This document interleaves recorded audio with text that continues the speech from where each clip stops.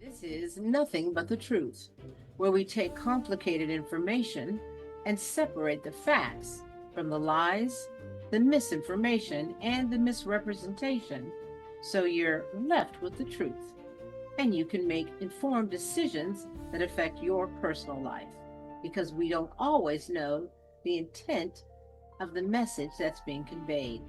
So let's get into it.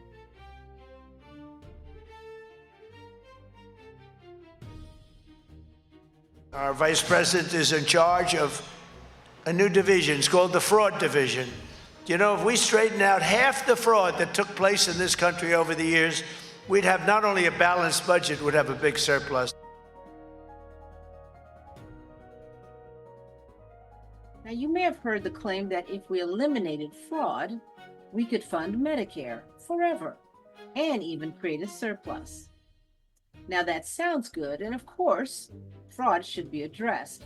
But here's what the data actually shows. According to CMS, the Centers for Medicare and Medicaid Services, improper payments across Medicare and Medicaid total roughly $86 to $100 billion a year. And that's important because CMS is very clear. Improper payments are not the same as fraud. They include documentation issues, billing errors, coding mistakes, and administrative gaps. So let's get into it, and let's do the math. Medicare alone spends over $1 trillion a year.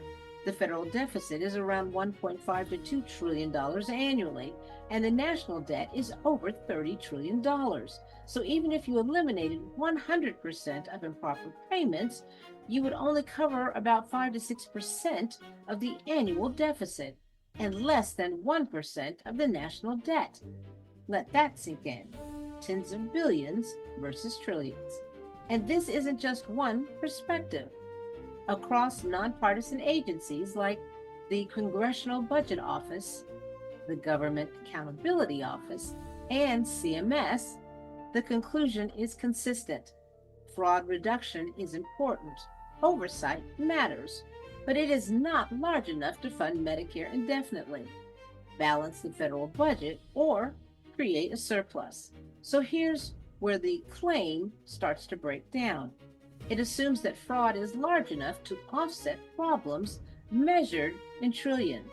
But in reality, fraud and improper payments are measured in tens of billions, while budget challenges are measured in trillions. Those are not the same scale. So while it sounds simple, the numbers do not support the idea that eliminating fraud alone would fund Medicare forever or create a surplus. That's not my opinion, that's math, and that's the truth. Follow Secure 65 Health Plans for the truth, the whole truth, and no misinformation, so you can make informed decisions that affect your personal life successfully. I'm Monet Swan.